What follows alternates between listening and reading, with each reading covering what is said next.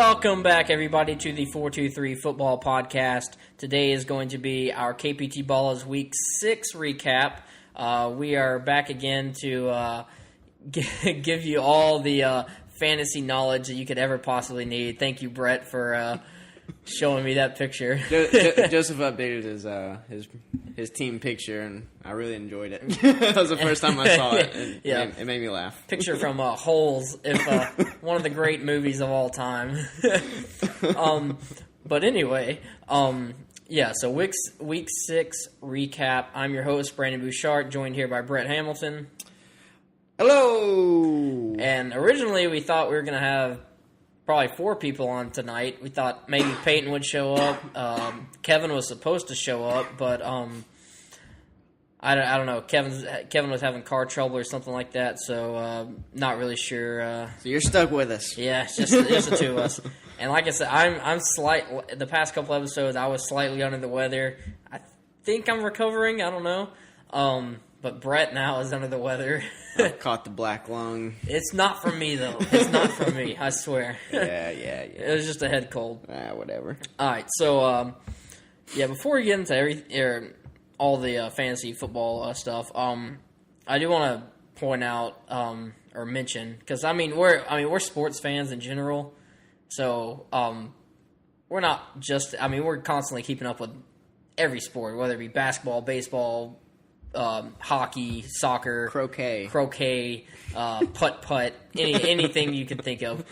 So I just want to, I as much as I don't want to talk about it, but Gordon Hayward. Oh God, Gordon Hayward. Oh just man. All I have to say is get better, man. That was awful.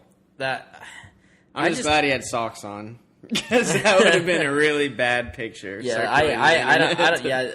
Right when it happened, I was like, "It's a good thing he has socks on because it would. I guarantee it was through the skin. There's no way it wasn't. Yeah, but apparently he's. It sucks because I really like Gordon Hayward a lot. He's one of my favorite players in the NBA right now.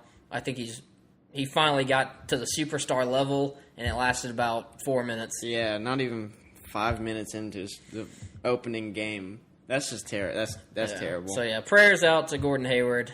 Speedy recovery, hopefully. All right. Before we get into the news, we got another beer selection for the episode. This thanks to Brett again. Mm-hmm. Let's see. It is from Boulevard Brewing Company. It's called Tropical, I believe. Tropical. It's a pale ale. I guess Boulevard Brewing Company from Kansas City, Mizzou. Mizzou.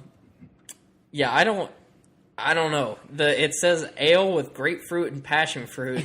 So I don't know how much I'm gonna like this. I buy beer solely on the labels. So just check the labels and see how it goes. So I'm gonna crack it open. Ooh, that good crack. Yeah, that was a good one. It definitely doesn't smell fruity.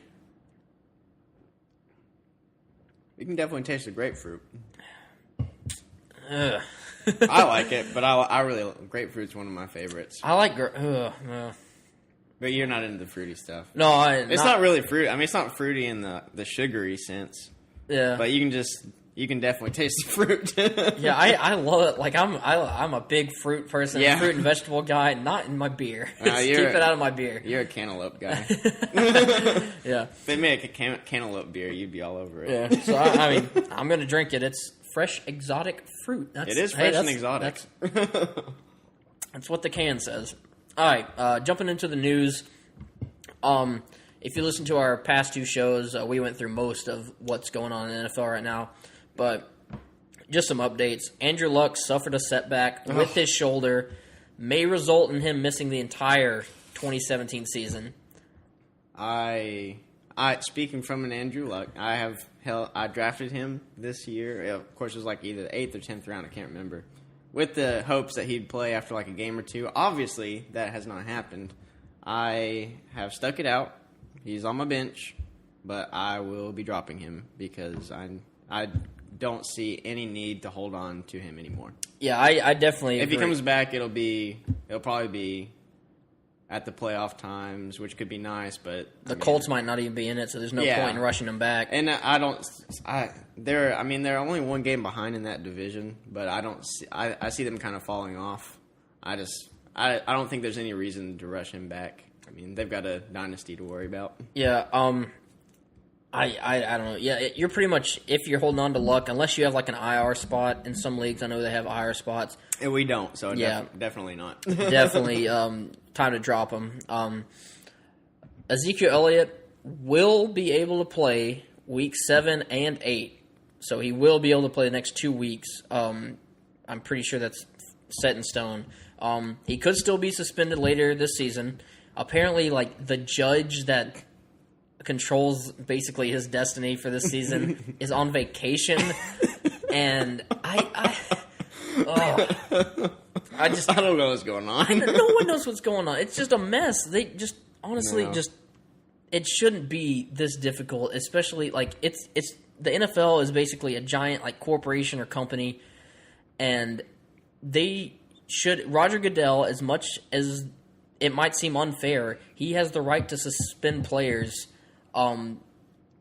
Especially in this specific case, because Zeke has not shown any he has given the NFL a bad name, or their brand. He hasn't been branding them well the past couple of months, with his bar fight altercation and even this domestic violence dispute. We don't know if it's true or not, but still, just I don't know. It should just be one simple process.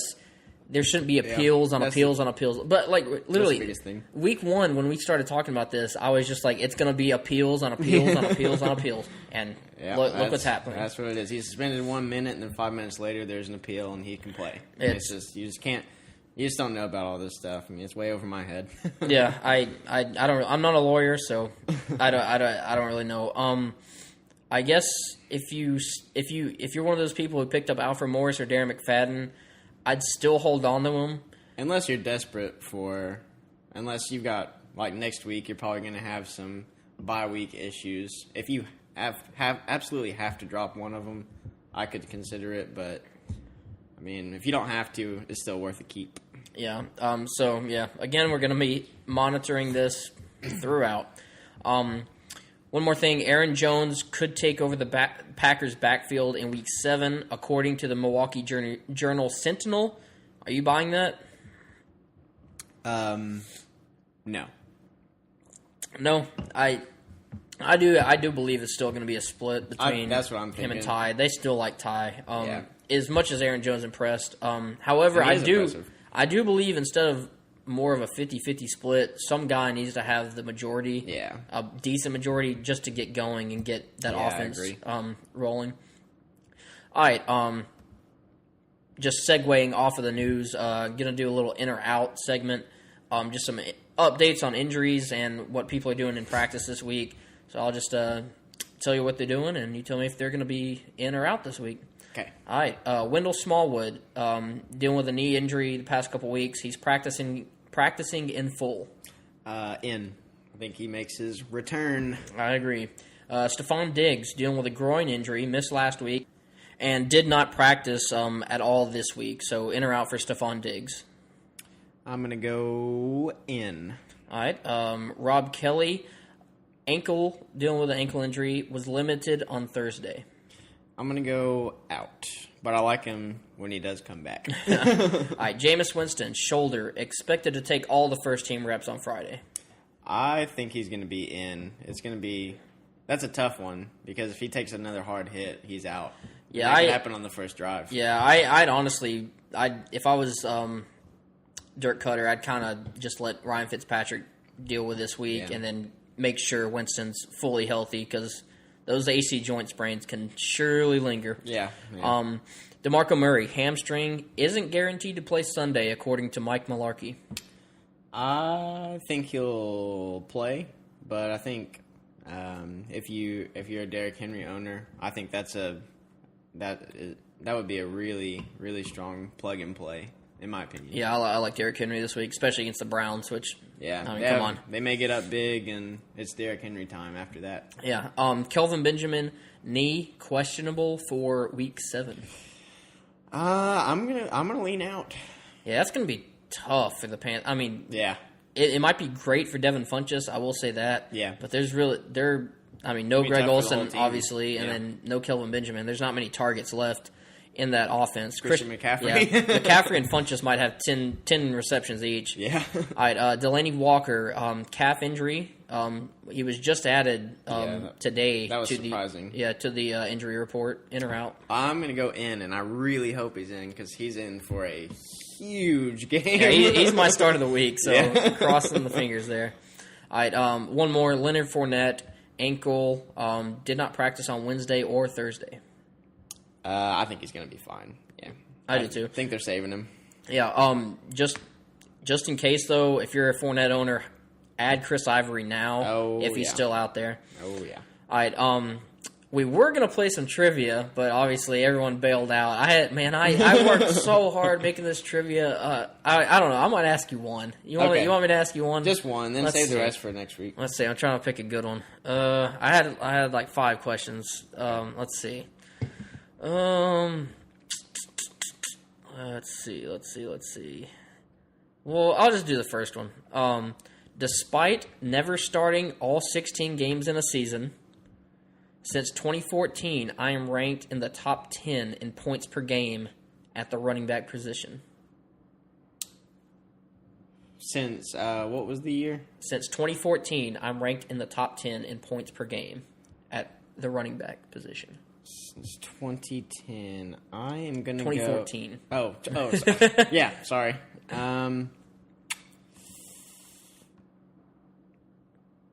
I'm going to go Mark Ingram. Well, there it is. Really? Yeah.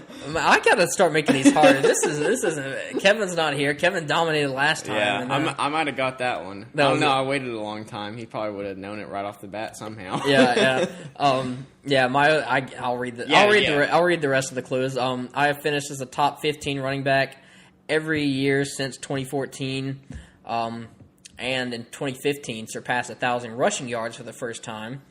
Let's see, what else did I have for him? My last clue was Sean Payton hates me, but is still my boss. So, yeah. All right, I'll have to change. I'll have to highlight that one to switch out. Yeah, that's a good one. I got to make these harder. This is... Yeah, you better make that. Someone needs to make them for me. I want to play one time. Yeah, we'll work on that. All right, time to jump into the KPT BALLAS, our League of Record week recap. So, first things first, I am no longer undefeated. Oh, yeah, let's just get that out of the way right now. Currently 5-1 after losing to Heather. Yep. Heather beat me pretty handedly. It was by like 40 or 50 points. She was pretty pumped about it, too. I'm glad I haven't seen her yet. Yeah. She wanted to be a call-in on this show, but I said, no, we're not in the mature rating on the podcast sites. We're not explicit yet. So that being said, Heather, Matt, Bush, and Kevin all sit at 4-2. So it's getting close at the top. Steele currently at 3-3. Peyton and Brett, the other side of this podcast, are at 2-4. Joseph and Charles at 1-5.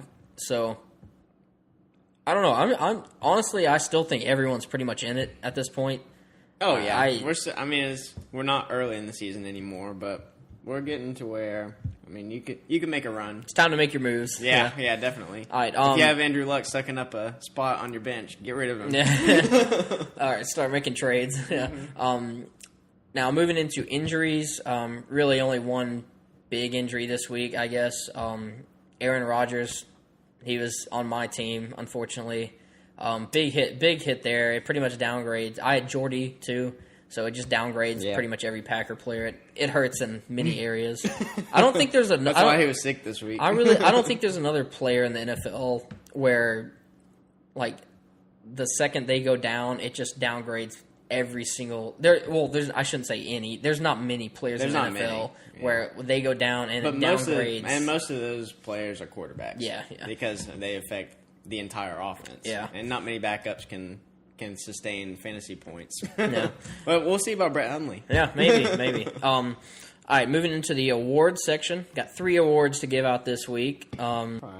So the first award goes to Steele it's the Damn, That Was Close award. Losing to Kevin by less than a point. It hurts. Still, he picked up he had the Broncos defense, and obviously that was a Sunday night game. Which looked like the perfect setup. Mm-hmm. I mean, they're in perfect position to get 20 points. And they score 4 in our league scoring. And just one more sack would have put him over the top of Kevin. Yeah. That's how hard it was. It was... That's tough. Yeah, it was definitely a rough week for Steele. I talked to him earlier today, and he was just like, "Yeah, I'm pretty much done." I'm like, "No, you're not. Come on."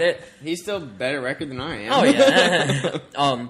Next award goes to it's the Pickup of the Week award, giving it to Kevin for picking up Austin Seferian-Jenkins, which helped defeat Steele by less than a point. Yep. Although it would have been a larger deficit if Austin Seferian-Jenkins would have got that touchdown. That he got? That he got. Rightfully so, touchdown. Golly. But that just made me so mad. I mean, obviously, you're looking at it, you have no idea how they called that in the first place. But then, I read all these articles from these, very prominent referees and people that know what they're doing. They're saying, yeah, I would have called the same thing. Why?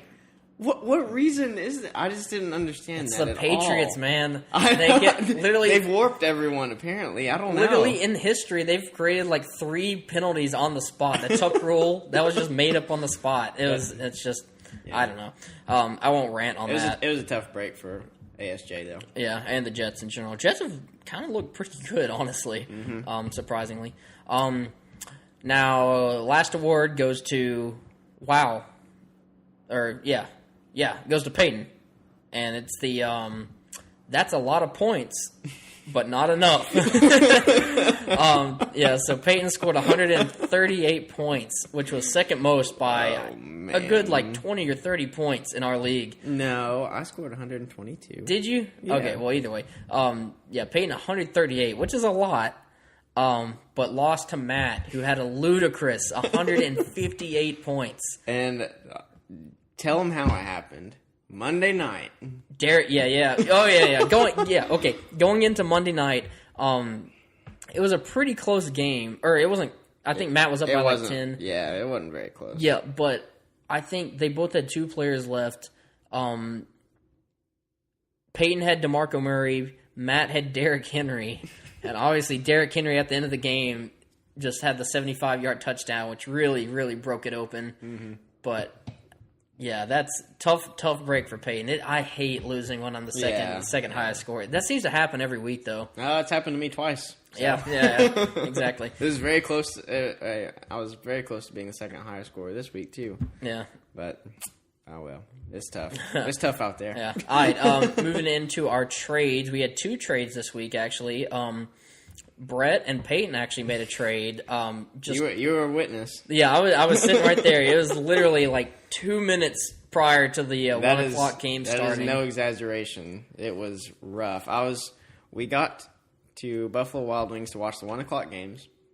We got there about 12:15, and I start working on Peyton to try to get this trade going. Honestly, I don't understand how or why I had to convince Peyton so hard. This was probably way better for Peyton than me.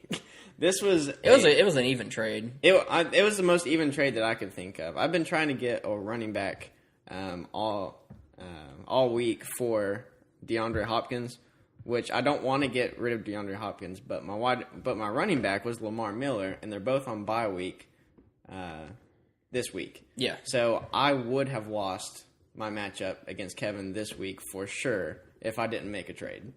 So I had to make something happen, and that was as close as I could get. Yeah. Well, we haven't even said what it was yet, but Brett sent DeAndre Hopkins to Peyton in exchange for Todd Gurley.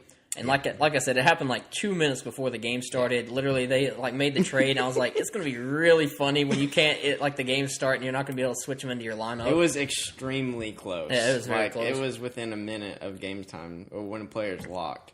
And that move may have come to a surprise because we've been all sell high on Todd Gurley because of the defenses he's played. But again, I'm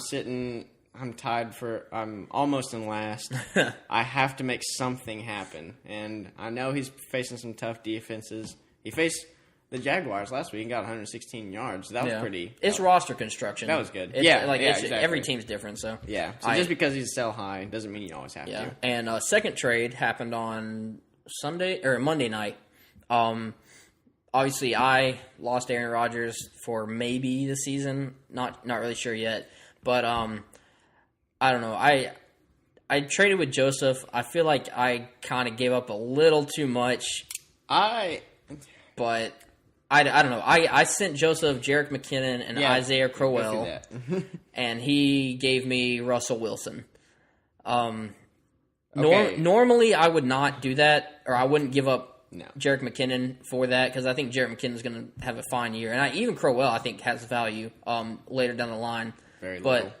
But my running backs, I feel, I'm content with my running backs. I already have Kareem Hunt, C.J. Anderson, Doug Martin. I'm content with where I'm sitting at my running backs. It made sense for both sides. I think Joseph is probably going to come out a little bit better because I think Jerick McKinnon has the potential to be a really, really valuable waiver wire pick. I mean, you picked him up, even though I tried. But Joseph also has Deshaun Watson, so... I mean, he's going to be fine in the quarterback position. It's perfect for Joseph. So it was he didn't need Deshaun Watson and Russell Wilson, but he did need some running back depth, and that's someone you can plug in, I think, every week going forward. Yeah. All right, jumping into the waiver wire ads of the week. Not that many, but, I mean, there are some standout ones. Peyton picks up Orleans Darkwa. That was the one I really wanted. Me too. I tried to get that one. Kevin picks up Dion Lewis. Bush gets Chris Ivory, as we mentioned earlier. Joseph picks up Carson Palmer to start over Deshaun Watson, who obviously has the bye. Yep. And I pick up Josh Doxson and Jordan Matthews, just trying to revitalize my depth. I like Josh Doxson. If he was available right now, I would be picking him up. I've been raving about Doxson, and obviously you know how much everyone knows how much we hate Terrell Pryor at this point. So yes, maybe Doxson will become the guy there. Yeah, he should. And my thought process with Jordan Matthews is obviously Charles Clay is injured right now. Jordan Matthews might not be back this week, but he's getting close to being back. And I dropped Dante Moncrief to pick up Jordan Matthews, and I dropped Moncrief because Andrew Luck's probably going to be gone for even longer than we expected. All right, jumping into the week 3 what the heck? Week 7 matchups. You're living in the past. Let's see. I will be facing Matt this week. Bush will be facing Heather. Joseph and Peyton. Steele and Charles. And then Kevin and Brett. So that's probably why Kevin decided not to show up today. He's too scared. He was scared. All right. One more segment before we close out the show. Segment created by our own Brett Hamilton here. I have ideas sometimes. It may be a terrible idea. But... once in a blue moon. No, I love it. It's going to be called Pass Me the Rock.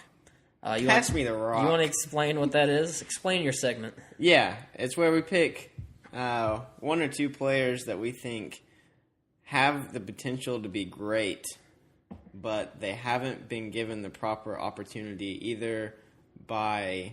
It could be by injuries, but more likely than not is by coaching decisions. Yeah, and especially for mine, it's quite painful. Mine too. But people that have shown like real sparks of being great and then just shoved and benched, and it's just they're not using them correctly, and it's just painful to watch. Yeah. So who you got as your Pass Me the Rock this week? It has, and this isn't because I'm a homer because he's on my bench, but. Marlon Mack, every time they put him in, it's just the spark that rejuvenates that offense. I mean, he has huge big playability.